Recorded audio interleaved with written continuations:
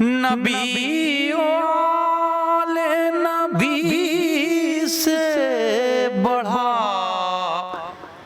وقار سخن، یہی سخن ہے حقیقت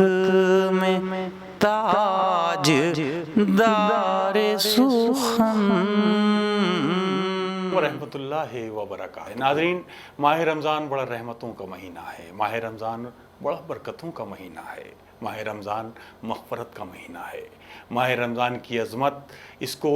ہم تک آپ تک پہنچانے کے لیے ہماری کوشش یہ ہے کہ ہم کسی نہ کسی عالم دین کو اپنے اسٹوڈیو میں مدعو کریں اور ان کے تاثرات ماہ رمضان سے متعلق آپ تک پہنچائیں۔ تو ناظرین، آج ہمارے مہمان ہیں ڈاکٹر حسن کمیلی صاحب۔ ڈاکٹر حسن کمیلی صاحب کی شخصیت کسی تعارف کی محتاج نہیں، دنیا بھر میں آپ کی تقاریر سنی جاتی ہیں، آپ کو سنا جاتا ہے، آپ کو پسند کیا جاتا ہے۔ آئیے سنتے ہیں ڈاکٹر حسن کمیلی صاحب کا بیان۔ اعوذ باللہ من الشیطان اللعین الرجیم، بسم اللہ الرحمن الرحیم، الحمد لأہلہ والصلاة علی اہلہا۔ قال اللہ تبارک و تعالی فی کتابہ المجید و فرقانہ الرشید و قولہ الحق۔ بسم اللہ الرحمن الرحیم، یا ایہا الذین آمنوا کتب علیکم الصیام کما کتب علی الذین من قبلکم لعلکم تتقون۔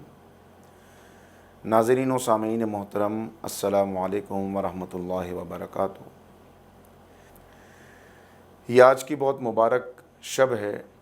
اور وہ مہینہ ہم تک آ پہنچا کہ جس کے لیے قرآن حکیم نے یہ ارشاد فرمایا کہ اے اہل ایمان، کتب علیکم الصیام کما کتب علی الذین من قبلکم، تم پر روزے فرض کیے گئے ہیں، روزے لکھ دیے گئے ہیں جیسے تم سے پہلے کی قوموں پر روزے فرض کیے گئے تھے۔ اور پھر اس کا مقصد قرار دیا کہ روزے جو تم پر فرض کیے گئے، اس کا مقصد کیا ہے؟ اس کا مقصد بھوکا اور پیاسا رہنا نہیں ہے، لعلکم تتقون، بلکہ اس کا مقصد یہ ہے کہ تم تقوی الہی حاصل کر سکو۔ ہر عبادت کا ایک مقصد ہے، اور مقصد یہ ہے کہ ہمیں اللہ کی قربت حاصل ہو جائے، اور اللہ کی قربت حاصل کرنے کا راستہ اور وسیلہ تقوی الہی اختیار کرنا ہے۔ تقوی الہی نماز کے ذریعے سے بھی حاصل ہوتا ہے، حج کے ذریعے سے بھی حاصل ہوتا ہے، جہاد کے ذریعے سے بھی حاصل ہوتا ہے، لیکن بالخصوص جب ماہ رمضان المبارک کے ان روزوں کا تذکرہ کیا گیا تو ان کا مقصد ہی یہ قرار دے دیا گیا کہ تم تقوی اختیار کر سکو۔ یعنی جس قدر تقوی رمضان المبارک کے روزوں سے حاصل ہوتا ہے، وہ کسی دوسری عبادت سے اتنی زیادہ قوت کے ساتھ حاصل نہیں ہو سکتا، یہ اتنی زیادہ سرعت کے ساتھ حاصل نہیں ہو سکتا۔ یہی سبب ہے کہ حضور سرور کائنات اپنے مشہور خطبہ شعبانیہ میں اہل ایمان کو مخاطب کرتے ہوئے یہ فرماتے ہیں، قد اقبل علیکم شہر اللہ، کہ تمہاری طرف اللہ کا مہینہ آ گیا، بالبرکت والرحمت والمغفرہ، برکت لے کر، رحمت لے کر اور مغفرت لے کر۔ یعنی حضور سرور کائنات اپنے اس ارشاد گرامی میں رمضان کی برکتوں اور رمضان کے انعامات کا تذکرہ کر رہے ہیں کہ یہ اللہ کا مہینہ ہے جو تمہاری طرف آیا ہے رحمت، برکت اور مغفرت لے کر، یعنی اللہ کی طرف سے انعامات لے کر۔ اور ناظرین محترم، اگر واقعی طور پر آپ غور کریں تو انعامات کا ایک جہان ہے جو ماہ رمضان میں آباد ہے۔ ماہ رمضان خود اللہ کی طرف سے انعام ہے، اس کے اندر قرآن حکیم کا نازل ہونا، شہر رمضان الذی انزل فیہ القرآن، قرآن کریم اسی مہینے کے اندر نازل ہوا، تو اس مہینے کے اندر قرآن حکیم کا نازل ہونا یہ ایک انعام ہے۔ اس کے اندر مومنین کی ایک ایک سانس کا تسبیح پروردگار کے مساوی ہو جانا یہ ایک انعام ہے۔ روزے کے عالم میں منہ سے آنے والی بو کا اللہ کا پسندیدہ ہو جانا یہ خود ایک انعام ہے. بندے کا اللہ کا مہمان بن جانا، جو آگے بڑھ اسی خطبے میں آگے چل کے حضور نے ارشاد فرمایا کہ یہ وہ مہینہ ہے کہ جو اللہ کی مہمانی کا مہینہ ہے. یعنی بندے کے لیے اس سے زیادہ سعادت کیا ہو سکتی ہے کہ وہ اپنے رب کا مہمان ہو جائے. مہمان صرف میرے زبان سے یہ کہہ دینے سے کہ اس مہینے میں ہم رب کے مہمان ہو جاتے ہیں، ہم مہمان نہیں ہو جاتے، بلکہ مہمانی کے بھی کچھ آداب ہوتے ہیں. ہم جب کسی کے یہاں مہمان جاتے ہیں تو ہمارے اپنے گھر کا طریقہ کچھ اور ہے، لیکن جب کسی کے یہاں مہمان چلے گئے تو پھر جو اس گھر والے کا طریقہ ہوتا ہے وہی طریقہ ہمیں بھی اختیار کرنا پڑتا ہے. اپنے گھر میں ہم چاہے جیسا لباس پہنیں، ہم چاہے جہاں اٹھے اور بیٹھیں، چاہے جس انداز میں گفتگو کریں. ممکن ہے کہ بلند قہقہا بھی کسی موقع کے اوپر لگائیں، مگر جب کسی کے گھر میں مہمان چلے جاتے ہیں تو اب ہم اٹھتے بیٹھتے اس کے مطابق ہیں. ہم لباس ایسا پہنتے ہیں جو وہاں کا اس گھر کا دستور ہوتا ہے. ہم اپنے نشست و برخاست اور اپنی زندگی کو اسی گھر کے مطابق بنا لیتے ہیں. کیا مطلب؟ یعنی پیغام یہ ہے کہ اگر بندہ بندے کا مہمان ہو جائے تو اس کے شب و روز بدل جاتے ہیں، اس کا انداز بدل جاتا ہے، اس کا کردار بدل جاتا ہے. سبحان اللہ، کہ اگر بندہ اللہ کا مہمان ہو جائے تو اللہ کا مہمان ہو جانے کا مطلب یہ ہے کہ اب اس کی زندگی کا ایک ایک لمحہ اللہ کی مرضی کے مطابق ہو جائے. اگر اللہ کی مرضی کے مطابق ہو گیا تو یقینی طور پر اس کے اندر ایک تبدیلی آئے گی، اور جو انعامات رمضان المبارک میں رکھے گئے ہیں وہ انعامات اسے حاصل ہو جائیں گے. اور اگر ایسا نہ کر سکا تو رمضان آئے گا اور چلا جائے گا، اس کے کردار میں کوئی تبدیلی نہ آ پائے گی. یہ بھوکا اور پیاسا رہنے کو یہ سمجھے گا کہ میں نے رمضان المبارک کو پا لیا، مگر حقیقت میں رمضان کا کوئی تحفہ اس تک نہ پہنچ پائے گا. یعنی جب ماہ رمضان المبارک آ جائے تو جیسا کہ پیغمبر نے فرمایا کہ تمہاری طرف اللہ کا مہینہ آ رہا ہے، یہ دعوت ہے مہمانی کی کہ میزبان اللہ ہے اور اللہ کی طرف سے دعوت لے کے آنے والے حضور سرور کائنات ہیں. کیا اس سے بڑی سعادت بھی کسی امتی کے لیے کوئی ہو سکتی ہے؟ ہم کسی سفر پہ جاتے ہیں تو سفر پہ جانے کے لیے تیاری کرتے ہیں. پیغمبر کے فرمانے کا مقصد یہ ہے حضور سرور کائنات صلی اللہ علیہ وآلہ وسلم کے کہ اس ماہ مبارک کی تیاری کرو. یعنی تیاری کرو زیادہ عبادت کی، تیاری کرو تلاوت قرآن میں اضافے کی، تیاری کرو اپنے کردار کو زیادہ سنوارنے کی، تیاری کرو شب قدر کو حاصل کرنے کی، تیاری کرو مغفرت، رحمت اور برکت کو حاصل کرنے کی، تیاری کرو ہر عشرے کے اعتبار سے اس کے اندر رکھے ہوئے تحفے کو اپنے قلب و جاں میں اتار لینے کی. تیاری کیا بغیر تیاری کے بھی انسان کسی منزل تک پہنچ سکتا ہے؟ اگر سفر پہ بغیر تیاری کے چلا جائے، یہ معلوم نہ ہو کہ جہاں جا رہا ہے وہاں کا موسم کیسا ہے، تو شاید وہاں کی آب و ہوا کی تبدیلی اور اس کے پاس موسم کے تقاضے کے اعتبار سے لباس کا نہ ہونا اسے ہلاک کر دے، یا ممکن ہے کہ کسی ایسے مرض میں مبتلا ہو جائے کہ بعد میں شفا بھی حاصل نہ ہو سکے. لہٰذا تیاری لازم ہے. تیاری کیسی؟ یعنی دنیا کو پتہ چل جانا چاہیے کہ اب ماہ رمضان المبارک آ گیا. اب مسلمان بازاروں میں نظر نہیں آئیں گے، اب مسلمان ادھر ادھر کی گفتگو کرتے ہوئے نظر نہیں آئیں گے، اب مسلمان مسجدوں کے اندر نظر آئیں گے، اب مسلمان زیادہ عبادت حاصل کرنے کے لیے کوشش کرتے ہوئے نظر آئیں گے، اب مسلمانوں کا کردار اور ان کا انداز بدلتا ہوا نظر آئے گا. اور یہ ایک مہینہ اصل میں ٹریننگ کا مہینہ ہے. ٹریننگ کیسی؟ دیکھیے، انسان کے کردار کی بربادی کن چیزوں سے ہوتی ہے؟ 3 چیزیں ہیں جو انسان کے کردار کو برباد کر دیتی ہیں. یا تو زبان اسے برباد کر دیا کرتی ہے، اور یہی زبان اسے اونچے مدارج تک بھی پہنچا دیتی ہے. دوسری چیز شکم، انسان کا شکم. آپ کسی برے انسان سے پوچھئے کہ وہ برائی کے راستے پر کیوں چلتا ہے، ڈاکہ کیوں ڈالتا ہے، چوری کیوں کرتا ہے، غریبوں کا مال کیوں کھاتا ہے،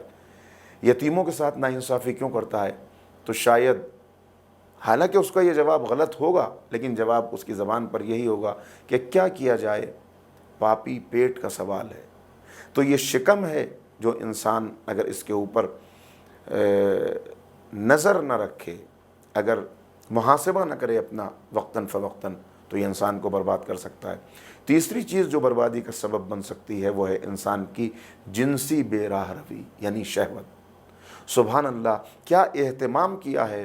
اللہ رب العزت نے اس ماہ مبارک کے اندر، رسول اکرم نے کس انداز کی ٹریننگ دی ہے کہ اس ایک مہینے کے اندر اپنی زبان کے اوپر قابو رکھو۔ یہ زبان اگر غلط طور پر چلے تو فتنہ و فساد برپا کر سکتی ہے۔ لہٰذا صرف یہی نہیں ہے کہ کھانا اور پینا نہیں ہے، بلکہ زبان کا روزہ ہے، یعنی جھوٹ بھی نہ بولنا، یعنی کسی غلط بات کو بھی اللہ، اس کے رسول اور ائمہ طاہرین کی طرف منسوب نہ کرنا، یعنی اپنے بھائی کی غیبت بھی نہ کرنا، یعنی بغض و حسد کے کلمات بھی اپنی زبان پر نہ لانا۔ مشہور واقعہ ہے کہ پیغمبر اکرم کو ماہ رمضان المبارک چل رہا ہے اور پیغمبر اکرم نے اپنے ایک صحابی کے ذریعے کسی صحابی یا صحابیہ، چونکہ دونوں طرح سے روایت بیان ہوئی ہے لہٰذا میں بھی اشارہ کیے دیتا ہوں، صحابی اور صحابیہ دونوں کے لیے یہ بات ملتی ہے کہ اس تک ماہ رمضان المبارک میں جب سب روزے کی عالم میں ہیں، پیغمبر نے باقاعدہ طور پر کھانا ایک صحابی کے ذریعے سے بھجوایا اور کہا کہ اس کو جا کر کہو کہ یہ کھانا کھا لو۔ جب ان صحابیہ کے پاس یہ کھانا پہنچا تو انہوں نے کہا کہ میرا روزہ ہے، مگر پھر فوراً احساس ہوا کہ کیا میرے حال کو پیغمبر سے زیادہ کوئی جانتا ہے؟ اس لیے کہ رسول دلوں کا حال جاننے والے ہیں، غیب کا علم رکھنے والے ہیں۔ تو فوراً اس کو احساس ہوا کہ یقیناً مجھ سے کوئی ایسی غلطی ہو گئی ہے کہ جس کی تنبیہ کے لیے پیغمبر اکرم نے یہ کھانا مجھ تک بھجوایا ہے۔ کہا اللہ کے رسول کیا کوئی خطا ہو گئی؟ معلوم کرایا تو کہا کہ ہاں، تمہارا روزہ کہاں رہ گیا؟ اس لیے کہ کچھ دیر پہلے ہی تم نے اپنے مردہ بھائی کا گوشت کھایا ہے۔ کہا اللہ کے رسول ایسا تو نہیں ہوا۔ کہا کیا تم نے اپنے فلاں بھائی کی غیبت نہیں کی؟ غیبت کرنا مردار کے گوشت کھانے کی مانند ہے، تو کہاں تمہارا روزہ رہ گیا؟ تو اس طرح زبان کے ذریعے سے اپنے کردار کو اعلیٰ کرنے اور تقویٰ حاصل کرنے کے لیے یہ کہا گیا کہ صرف کھانا اور پینا نہیں بلکہ زبان کے اوپر بھی پابندی رکھنی ہے۔ کیا ہمیں بولنا ہے، کون سے کلمات، غصے اور غضب کے کلمات، جذبات سے مغلوب ہو کر کلمات زبان پر نہ آئیں، بلکہ اگر اللہ کے مہمان ہیں تو اسی طریقے سے جو لہجہ، جو آواز، جو انداز اللہ کو پسند ہے اس سے علیحدہ ہمارا لب و لہجہ نہ ہونے پائے۔ دوسری چیز شکم ہے۔ شکم انسان کھاتا ہے مگر وہ چیزیں جو حلال کی گئی ہیں اور جن کو کھانے کی اجازت دی گئی ہے، ایک مہینے میں وہ سب موجود ہوتے ہوئے، مہیا ہوتے ہوئے بھی انسان ان کو نہیں کھا رہا۔ اس کا ایک فلسفہ تو یہ ہے کہ شاید دنیا میں ایسے بہت سے انسان ہوں جن کے پاس اتنا مال و اسباب ہو کہ پوری زندگی میں کوئی ایسا موقع نہ آئے کہ انہیں بھوک کی شدت کا احساس ہو سکے، یا انہیں یہ معلوم ہو کہ انسان جو بھوکا رہتا ہے اس پر کیا گزرتی ہے۔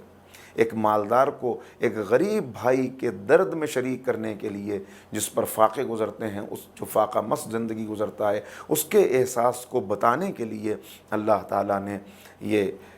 اہتمام کیا اور یہ حکم دیا کہ انسان حلال غذائیں ہوتے ہوئے بھی کھا نہیں سکتا، پانی ہوتے ہوئے بھی پی نہیں سکتا، اور وہ بھی کسی زور اور زبردستی کے ذریعے سے نہیں بلکہ صرف اور صرف اللہ کے لیے۔ اسی لیے حدیث قدسی میں آیا الصوم لی، روزہ میرے لیے ہے۔ اس لیے کہ روزہ کوئی ایسی عبادت نہیں ہے کہ جس کے اندر ریاکاری کا کوئی امکان پایا جاتا ہو۔ ممکن ہے کہ نماز کے ذریعے سے انسان ریاکاری کر رہا ہو، مگر روزہ باطن کا نور ہے۔ انسان کو خود معلوم ہے کہ میں نے روزہ رکھا ہوا ہے، یہ بندے اور اللہ کا معاملہ ہے، لہٰذا اللہ نے کہا اس کا اجر بھی مجھے کو عطا کرنا ہے۔ براہ راست اس کا اجر اللہ تعالیٰ عطا کرتا ہے۔ تیسری چیز شہوت، جنسی بے راہ روی، یہ انسان کو برباد کر دیتی ہے،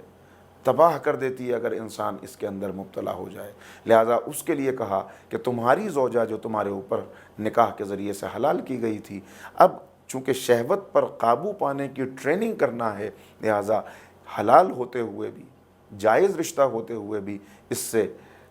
اس وقت میں کہ جس وقت میں تم حالت روزہ میں ہو اس وقت میں دوری اختیار کرو۔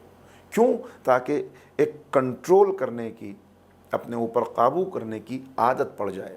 اس ایک مہینے کے اندر اگر یہ تینوں چیزیں انسان نے حاصل کر لی تو پھر کوئی وجہ نہیں ہے کہ وہ پورے سال ایک بہترین مسلمان بن کے نہ رہے، اور یہ امت جس کے لیے قرآن حکیم اعلان کرتا ہے کنتم خیر امت اخرجت للناس تأمرون بالمعروف وتنہون عن المنکر، کوئی سوال پیدا نہیں ہوتا کہ اگر واقعی طور پر اس نے روزے کے حق کو ادا کیا ہے اور اس ٹریننگ، اس تربیت پر کھرا اترا ہے، تو یہ ایک مہینے کی ٹریننگ پورے سال تک اسی تقوی کو اور اسی کردار کی پاکیزگی کو باقی نہ رکھے۔ اب ہمیں اپنے آپ سے سوال کرنا ہے کہ 15 سال سے زیادہ جن بچوں کا سن ہے وہ اپنے آپ سے سوال کریں کہ اگر میری زندگی میں 10 رمضان آ کر چلے گئے، 12 رمضان آ کر چلے گئے، تو ان 10-12 رمضانوں کے گزر جانے سے میرے کردار میں کتنی پاکیزگی اور بلندی آئی، کتنا مجھے رفعت حاصل ہوئی۔ اگر حاصل ہوئی تو اس کا مطلب ہر رمضان کا اثر میرے کردار کے اوپر باقی رہا، اور اگر میں اسے برقرار نہیں رکھ سکا تو پھر غور و فکر کرے کہ کیا واقعی طور پر رمضان کے مقصد کو حاصل کر لیا، کیا واقعی طور پر تقوی الہی کی منزلوں کو طے کر لیا۔ نہیں کر سکا تو اس کا مطلب یہ ہے کہ رمضان کو صرف ایک رسم سمجھا گیا، رسمی طور پر روزے رکھے، رسمی طور پر انسان کوئی کام کرتا ہے تو وہ ثمرآور نہیں ہوتا، اس کا نتیجہ نہیں نکلتا۔ یہ ماہ رمضان المبارک کے روزے رسم نہیں ہیں، بلکہ یہ کردار کی بلندی کے لیے ہیں، یہ تقوی حاصل کرنے کے لیے ہیں۔ آپ ذرا سا آگے بڑھ جائیں اور اپنے آپ سے ہم سوال کریں کہ ہم رمضان کی تیاری کس طرح کرتے ہیں۔ تیاری کا طریقہ کیا ہونا چاہیے؟ کمر کس لے انسان، سوچ لے کہ اب مجھے واقعی طور پر اس کے انعامات کو حاصل کرنا ہے، قیام اللیل کے لیے تیار ہو جائے، تلاوت قرآن اور فہم قرآن کے لیے تیار ہو جائے، اس لیے کہ اس مہینے کو ماہ قرآن کریم کی بہار قرار دیا گیا ہے۔ امام زین العابدین علیہ السلام کا طریقہ یہ تھا کہ جب ماہ رمضان آتا تھا تو استقبال، دعائے استقبال موجود ہے صحیفہ کاملہ کے اندر کہ امام کس انداز سے استقبال کیا کرتے تھے، اور جب رخصت ہوتا تھا یہ مہینہ تو امام کس قدر افسردہ ہو جاتے تھے اور فرقت کا احساس کرتے ہوئے اپنے زبان پر وہ کلمات جاری کرتے تھے کہ واقعی طور پر جس سے فراق کا احساس ہوتا تھا۔ تو یہ بھی ہمیں غور کرنا ہے اور دیکھنا ہے کہ رسم کے طور پر تو رمضان نہیں گزرا، کیسے دیکھیں گے؟ وہ پتہ چلے گا ہماری تیاری سے۔ ماہ رمضان کا چاند یہ فیصلہ نہیں کرتا کہ انسان کو تقویٰ مل گیا یا نہیں، یہ ماہ شوال کا چاند طے کرتا ہے کہ ماہ شوال کا چاند آنے کے بعد بھی اگر وہی کیفیت ہے جو مہینے بھر رہی، اس کا مطلب کہ واقعی طور پر ہم نے اپنے مقصود کو پا لیا۔ ورنہ اگر رمضان کا چاند نظر آنے کے بعد مسجدوں میں جگہ نہ ہو، وضو کرنے کے لیے لوگوں کو جگہ نہ مل رہی ہو، اور ماہ شوال کا چاند نظر آنے کے بعد مسجد نمازیوں کو ترس رہی ہوں، تو پھر یہ لمحہ فکریہ ہے، غور و فکر کرنا چاہیے کہ کیا رسم کی طرح رمضان کو ادا کیا یا واقعی طور پر اللہ کی مہمانی حاصل کر لی۔ تو عزیزو، عرض کرنے کا مقصد صرف یہی ہے کہ ہم اس کی تیاری کریں، اس لیے کہ یہ وہ مہینہ ہے کہ جس کے اندر شب قدر کو رکھا گیا، اور جسے شب قدر مل گئی، شب قدر جو 1000 مہینوں سے افضل رات ہے، 1000 مہینوں سے افضل، اس کے تفصیل میں جانے کی اس وقت گنجائش نہیں، لیکن میں ذرا سا آپ کی خدمت میں عرض کر دوں کہ ایک دن پیغمبر اکرم نے اپنے اصحاب کے درمیان بنی اسرائیل کے ایک عابد کا تذکرہ کیا، وہ عابد کہ جس نے میدان جہاد میں جانے کے لیے اپنے بدن پر اسلحہ سجایا، اور یہ اسلحہ سجانا گویا آمادہ کیا اس نے اپنے آپ کو کہ وہ میدان جہاد میں جا کر اللہ کی مرضی حاصل کرے گا، اور 1000 مہینوں تک وہ اپنے بدن پر اسلحہ سجائے رہا، یعنی آمادہ رہا جہاد کے لیے۔ جب پیغمبر نے اس کا تذکرہ کیا اپنی بزم میں اپنے اصحاب کی، تو ایک مرتبہ اصحاب میں سے کسی نے کہا کاش یہ مرتبہ ہمیں بھی مل جاتا کہ جو 1000 سال کی عبادت کا مرتبہ اس بنی اسرائیل کے عابد کو ملا، اس مجاہد کو ملا۔ بس فوراً یہ آیہ کریمہ نازل ہوئی جس میں بتایا گیا کہ جس نے شب قدر کو پا لیا تو گویا شب قدر کو پا لینا 1000 مہینوں سے افضل ہے۔ تو اس کے اندر شب قدر موجود ہے۔ پھر اس کے جو عشرے الگ الگ قرار دیے گئے، رحمت کا عشرہ، مغفرت کا عشرہ اور جہنم سے آزادی کا عشرہ، اس پر بھی اگر ذرا سا ارباب فہم و فکر غور کریں کہ یہ الگ الگ نام کیوں رکھے گئے اس کے، جبکہ اگر دیکھا جائے تو کیا مغفرت رحمت سے الگ ہے؟ کیا دوزخ سے آزادی رحمت سے الگ کوئی چیز ہے؟ نہیں، یہ رحمت سے الگ نہیں ہے، یہ بھی اللہ کی رحمت کا رخ ہے، مغفرت بھی ایک رخ ہے۔ نجات کا حاصل کر لینا اور نار جہنم سے آزادی کا پروانہ مل جانا، یہ بھی ایک رحمت کا رخ ہے۔ مگر تینوں کو الگ الگ عنوان اس لیے دیے گئے کہ انسان کی ایک کیفیت ہوتی ہے، جب وہ برائی کرتا ہے تب بھی ایک کیفیت ہوتی ہے، ایک ماحول ہوتا ہے کہ جس میں برائی کے جذبات پیدا ہوتے ہیں۔ تو ممکن ہے کہ پہلے عشرے میں وہ غفلت میں رہ گیا ہو اور اللہ کی رحمت کو حاصل نہ کر سکا ہو، تو پھر دوسرا عشرہ مغفرت بن کے اس کے سامنے آیا، اب اس کے شعور کو بیدار کرے اور اس کو یہ پیغام دے کہ اگر پہلے عشرے میں تو رحمت نہیں حاصل کر سکا تو اب بیدار ہو جا، اب کمر بستہ ہو جا، اب کھڑا ہو جا اور عازم ہو کر روانہ ہو جا اس راہ پر کہ تجھے مغفرت پروردگار مل جائے۔ اور اگر پہلے اور دوسرے عشرے میں بھی محروم رہ گیا تو اب تیسرے عشرے میں جو جہنم سے آزادی اور نجات کا عشرہ ہے، شاید اس عشرے کا یہ عنوان اس کے باطن کو بیدار کرے اور اسے یہ خیال پیدا ہو کہ میں رحمت سے مایوس رہ گیا، میں مغفرت کے عشرے میں اپنا مدعا حاصل نہ کر سکا، مگر اب گناہوں کے بوجھ کے تلے دبے ہونے کے باوجود یہ تیسرا عشرہ جہنم سے آزادی کا عشرہ آیا ہے، شاید اس عشرے میں میں گناہوں سے آزادی کا پروانہ حاصل کر لوں اور اس عشرے میں اس خلوص کے ساتھ واقعی طور پر وہ عبادت میں مصروف ہو جائے کہ جو کچھ اب تک نہیں ملا شاید اس میں حاصل ہو جائے۔ لہٰذا طرح طرح سے پیغمبر فرماتے ہیں دروازے کھول دیے جاتے ہیں جنتوں کے، شیطان کو زنجیروں کے اندر جکڑ دیا جاتا ہے، یعنی سارا وہ ماحول اور ساری وہ قدرت کی طرف سے سہولیات موجود ہیں کہ تمہیں قدم بڑھاؤ تو صحیح، اگر تم قدم بڑھاؤ گے تو یقینی طور پر منزل کو خود تمہارے قریب کر دیا جائے گا۔ عزیزان گرامی، بس جب ہم غور کرتے ہیں اپنے اوپر تو یہی پاتے ہیں کہ یہ سارے انعامات شاید ہم اس انداز سے حاصل نہیں کر پا رہے کہ جیسے حاصل کرنے چاہیے تھے۔ اگر ہم نے حاصل کر لیے ہوتے تو ہم قرآن کریم کے احکامات پر چلنے والی قوم ہوتے، انبیاء کی سیرت کی خوشبو پھیلانے والی قوم ہوتے اور واقعی طور پر ایک ایسی مثالی قوم ہوتے کہ دوسری قومیں بھی ہماری مثال پیش کرتی اور لوگ یہ کہتے ہوئے نظر آتے کہ اگر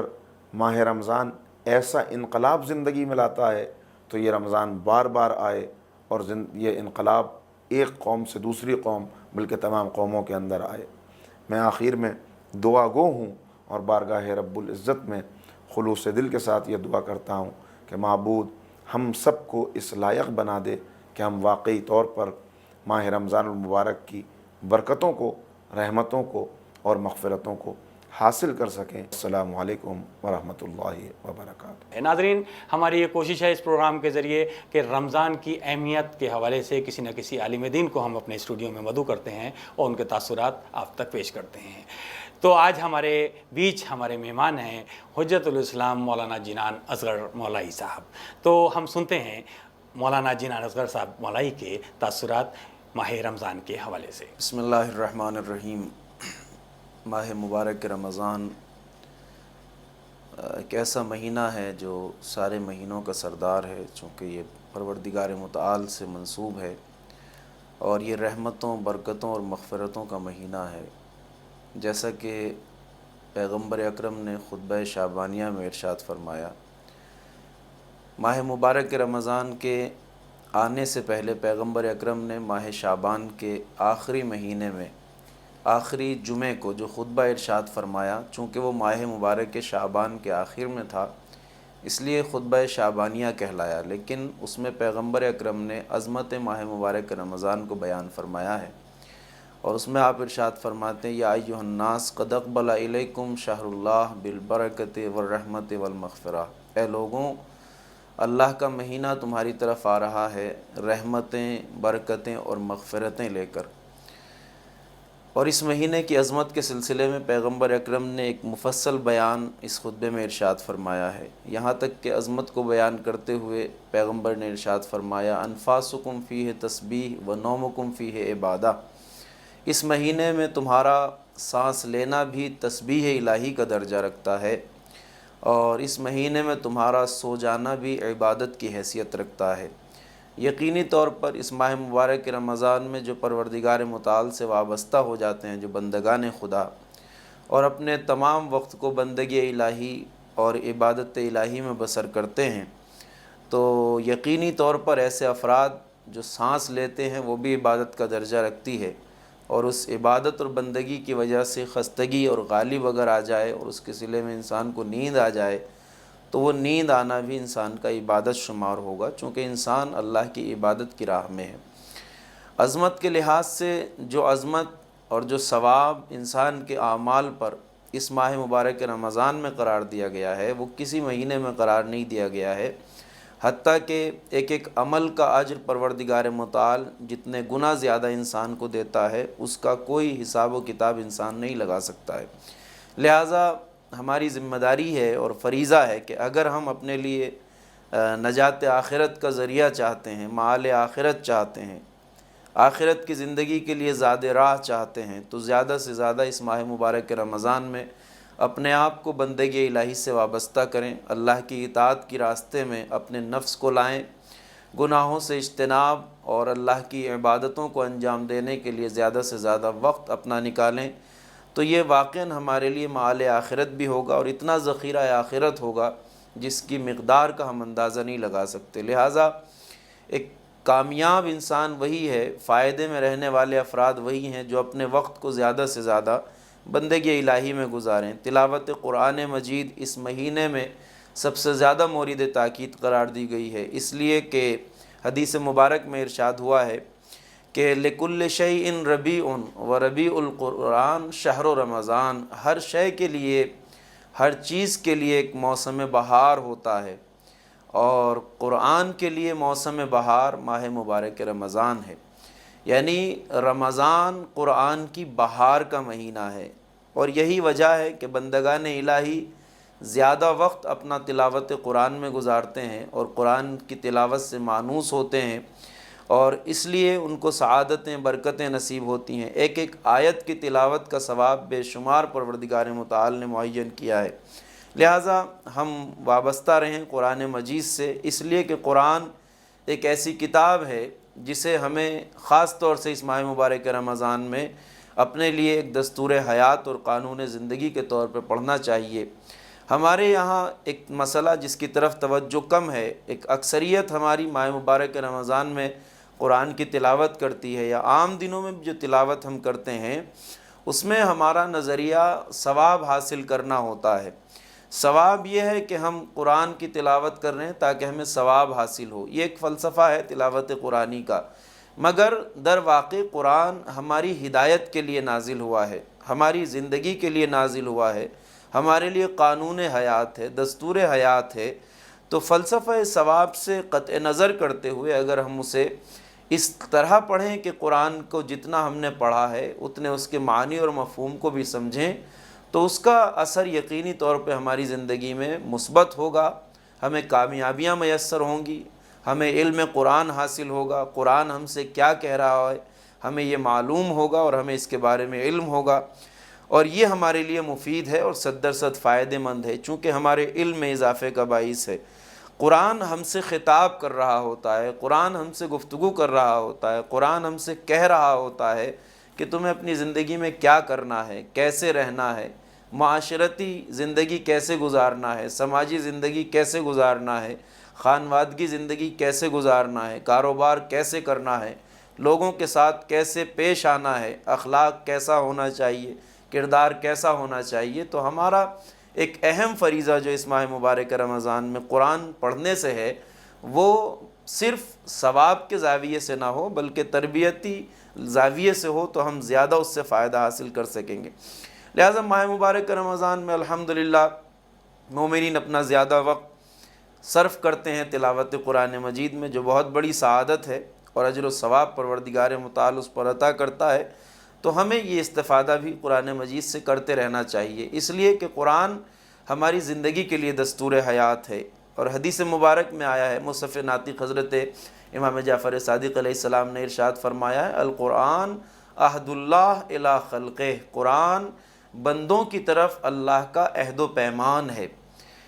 عہد و پیمان وہ چیز ہے جو ہماری اللہ سے معین ہے۔ پروردگار متعال کی عبدیت اور بندگی کا تقاضا یہ ہے کہ ہم اس کے احکام، قوانین اور دستورات کے مطابق زندگی گزاریں، اور وہ دستور اللہ نے ہمارے لیے جو رکھا ہے وہ قرآن مجید میں رکھا ہے۔ لہٰذا فرمایا کہ القرآن عہد اللہ الی خلقہ، قرآن بندوں کی طرف اللہ کا عہد و پیمان ہے۔ پس ہر بندہ مومن کے اوپر یہ واجب اور ضروری اور فریضہ اور لازمی ہے کہ وہ کم از کم ہر روز قرآن کی 50 آیات کی تلاوت کرے۔ یہ شہرت ہے اس بات کی، اور صاحبان ایمان سے اس بات کی تاکید کی گئی ہے کہ زندگی میں ہر روز کم از کم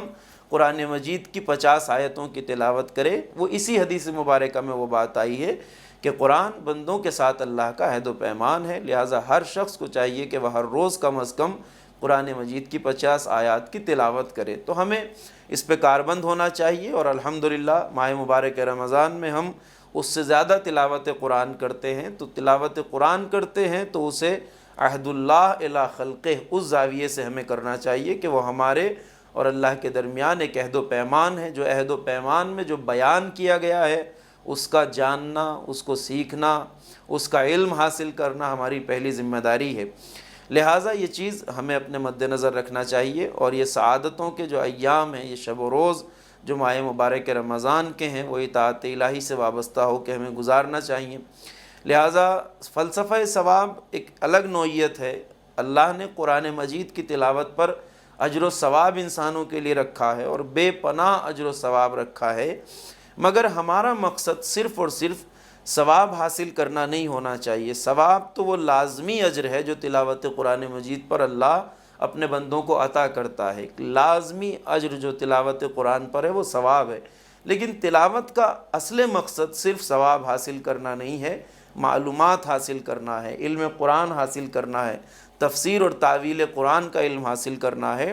جس سے ہمیں غافل نہیں ہونا چاہیے، اور یہ سعادت کے ایام ہمیں اس زاویے سے کارآمد بنانا چاہیے اپنے لیے۔ اور اسی لیے کہتے ہیں کہ قرآن عام طور سے ہمارے سماج میں آج جو مشکلات ہیں وہ قرآن کو ہم نے زیادہ تر اسی زاویے سے پڑھا ہے۔ کتنے افراد ہیں جو ماہ مبارک ہی میں صحیح قرآن کو علم قرآن کے لیے پڑھتے ہیں، تعلیمات قرآنی کو سیکھنے کے لیے پڑھتے ہیں۔ ہمارا زیادہ وقت اسی زاویے سے گزرتا ہے کہ ہم اجر و ثواب چاہتے ہیں، وہ تو لازمی ملتا ہے، لیکن قرآن عام طور سے آج ہمارے سماج میں جو حالت قرآن مجید کے ساتھ ہمارا رابطہ اور تعلق ہے وہ اس طرح کا ہو گیا ہے کہ ہم زیادہ تر اسے ایصال ثواب کے لیے ہی پڑھتے ہیں۔ عام طور سے کہیں انتقال ہو جاتا ہے، کسی کی موت ہو جاتی ہے، کسی گھر میں کسی کا انتقال ہو جاتا ہے تو قرآن مجید یاد آتا ہے ایصال ثواب کے لیے۔ میں عرض کروں کہ اس بات سے انکار نہیں ہے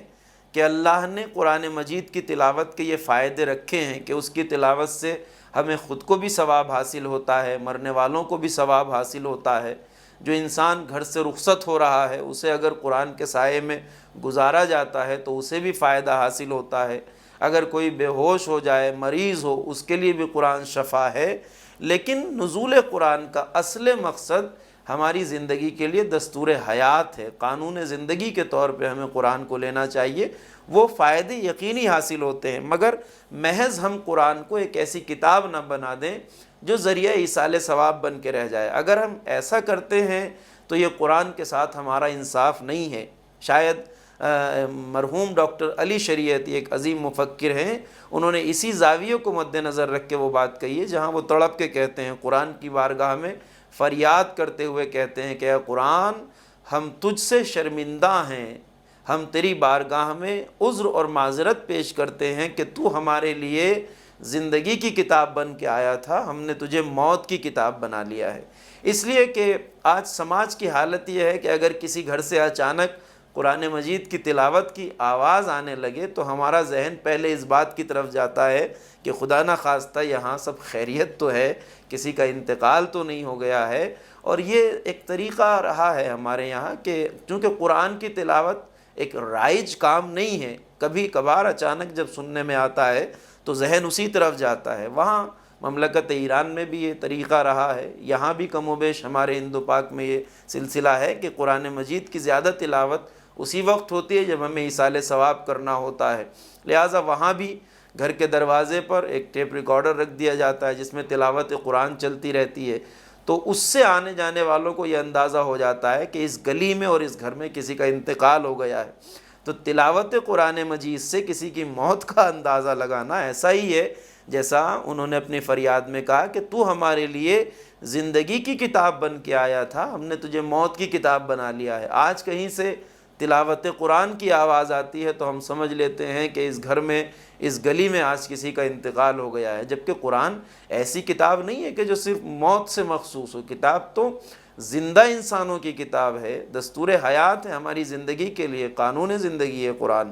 اور یہ کسی مشہور خطیب کا جملہ ہے، میں یہاں آپ کے سامنے دہراؤں کہ انہوں نے کہا کہ جب کوئی بے ہوش ہو جاتا ہے تو ہمارے یہاں قرآن کی ہوا دی جاتی ہے، بے ہوش کو قرآن کی ہوا دیتے ہیں۔ تو وہ فرماتے ہیں کہ عزیزوں، جسے حالت ہوش میں قرآن کوئی فائدہ نہ پہنچائے اسے بے ہوشی کی حالت میں قرآن کیا فائدہ پہنچائے گا۔ میں نے عرض کیا کہ وہ فائدہ اپنی جگہ مسلم ہے، لیکن یہ ایک بات ہے کہ ہمارے لیے قرآن زندہ انسانوں کے لیے کتاب ہے، مدہوشوں یا بے ہوشوں کے لیے نہیں ہے۔ قرآن صاحبان عقل کے لیے ہے، قرآن صاحبان شعور کے لیے ہے، قرآن جیتے جاگتے انسانوں کی کتاب ہے۔ اسی لیے آپ دیکھتے ہیں کہ جب ہم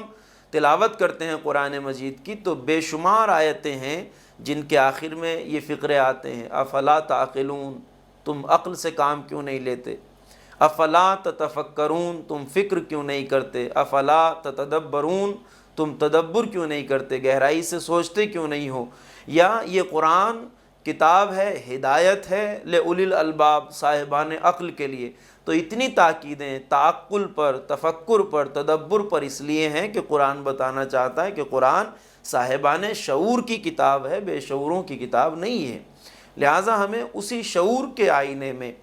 اسی عقل اور تدبر اور تفکر کی روشنی میں تلاوت قرآن سے وابستہ ہونا چاہیے کہ وہ ہماری زندگی کے لیے بہت زیادہ فوائد رکھتا ہے۔ قرآن مجید کی ایک ایک آیت ہماری زندگی کو سنوارنے کی صلاحیت رکھتی ہے، بس ضرورت اس بات کی ہے کہ ہم اس زاویے سے تلاوت قرآن کریں۔ اور یہ بہترین ایام، بہترین فرصت جو ماہ مبارک رمضان میں ہمیں حاصل ہے، دل یاد الہی سے معمور ہوتا ہے، ذہن و دل اللہ کی یاد سے مانوس ہوتا ہے، دل انسان کا اللہ سے وابستہ ہوتا ہے۔ حالت روزہ انسان کو جو طہارت،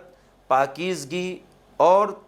طیب نفس یا تزکیہ نفس کا جو موقع فراہم کرتی ہے، ان ایام میں تلاوت قرآن کا اثر انشاءاللہ ہمارے نفسوں پر عام دنوں سے زیادہ ہوتا ہے اور ہونا چاہیے، اور اس فرصت سے ہمیں زیادہ سے زیادہ فائدہ حاصل کرنا چاہیے تاکہ ہم اپنی زندگی کو سنوار سکیں، بہترین زندگی کو گزار سکیں، اور ماہ مبارک رمضان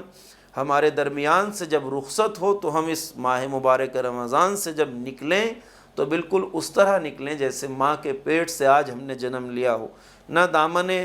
عمل ہمارا گناہوں سے آلود ہو، نہ زندگی میں ہمارے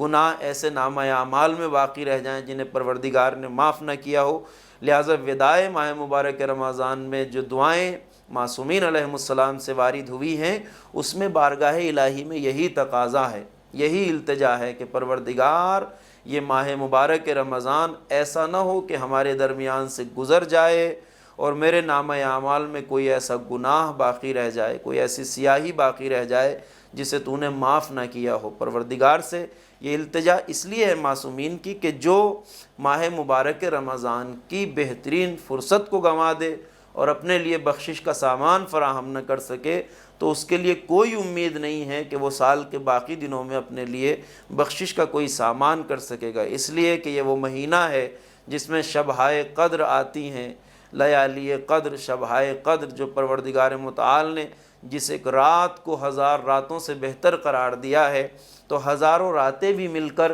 ایک شب قدر کا مقابلہ نہیں کر سکتی۔ اس میں رحمت الہی کے دروازے کھول دیے جاتے ہیں، مغفرت الہی کے دروازے کھول دیے جاتے ہیں، اللہ کی رحمتیں انسانوں کو اپنے دامن میں پناہ دینے کے لیے آمادہ ہوتی ہیں، رحمت الہی وسعت کے ساتھ ہماری طرف آتی ہے۔ لہٰذا انسان اگر اس ماہ مبارک رمضان میں بھی اپنے نفس کے لیے، اپنے کردار کے لیے، اپنی آخرت کے لیے، اپنی بخشش کے لیے سامان فراہم نہ کر سکے،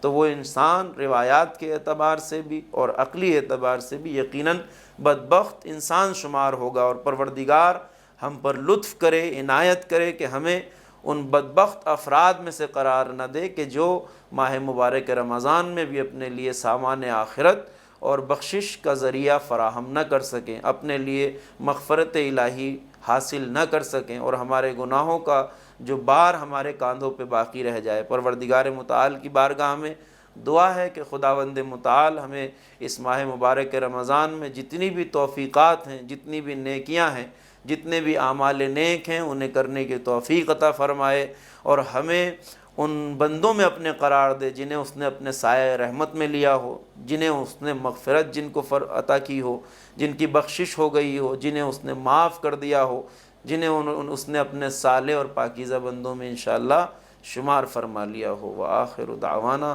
ان الحمدللہ رب العالمین۔ تو ناظرین، اب ہمیں اجازت دیجیے، پھر بہت جلدی آپ سے ملاقات ہوگی۔ بہت بہت شکریہ۔ السلام علیکم ورحمۃ اللہ وبرکاتہ۔